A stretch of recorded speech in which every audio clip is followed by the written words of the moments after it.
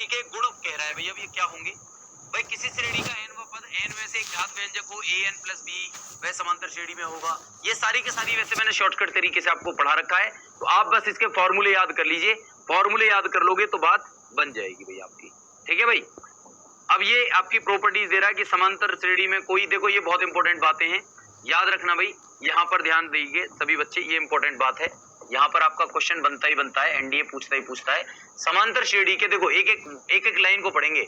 समांतर श्रेणी के प्रत्येक पद में एक ही राशि जोड़ी या घटाई जाए, एक ही राशि जोड़ी जाए या घटाई जाए तो नई बनी वाली श्रेणी भी एपी होती है, एपी होती है, एपी होती है।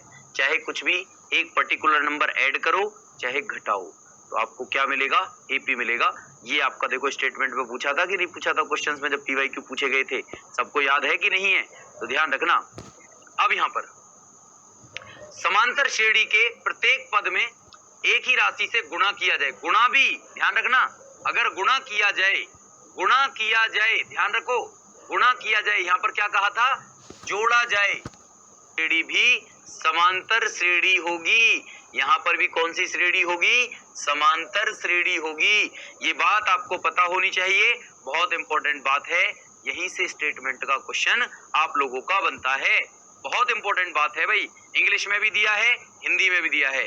किसी के साथ में चारे वो टाइप कर रहे थे, इसको दो टाइपिस्ट को दिया गया है, आधा एक को आधा एक को। बहुत इतनी रात दिन लोग मेहनत कर रहे, कह देना जो चीजें है ना, ये दो समांतर श्रेणियों के संगत पदों को जोड़ने या घटाने से प्राप्त नई श्रेणी भी समांतर श्रेणी ही होगी। भाई संगत पदों को जोड़ दो घटा दो तो भी आपको क्या होगी? समांतर श्रेणी मिलेगी। और दो समांतर श्रेणियों के संगत पदों के गुणनफलों और भागफलों से बनी नई श्रेणी भी समांतर श्रेणी नहीं होती। याद रखना, ये बात बहुत इंपॉर्टेंट है।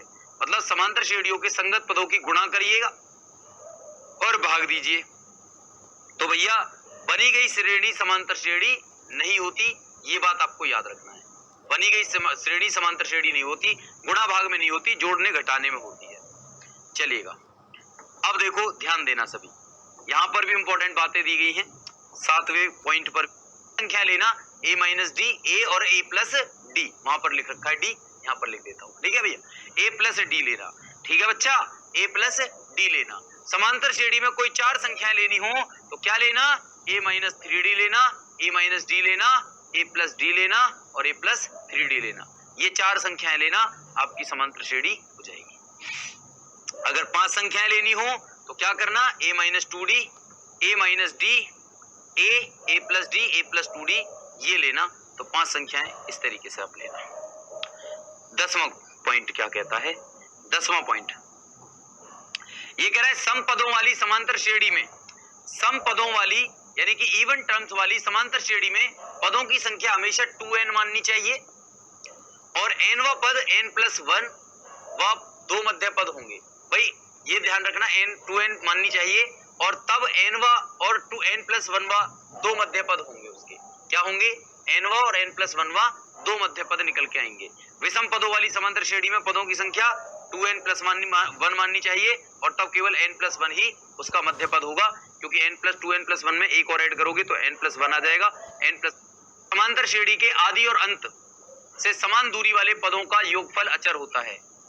याद रखना इस बात को, मतलब the sum of the terms of the parallel series, मतलब समांतर श्रेणी का मतलब अर्थ भैया, और किसी समांतर श्रेणी में अंत से n वा पद निकालना हो या अंत से k वा पद निकालना हो तो l plus k minus 1 into minus D होता है। ये बात भी याद रखेंगे।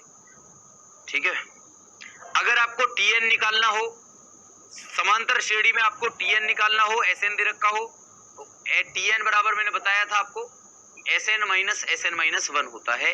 ये आपका क्या होता है भैया? समांतर श्रेणी का n वा पद tn है, तब sn बराबर 2 इंटू tn हो जाता है। ठीक है भाई, अब आती है गुणोत्तर श्रेणी।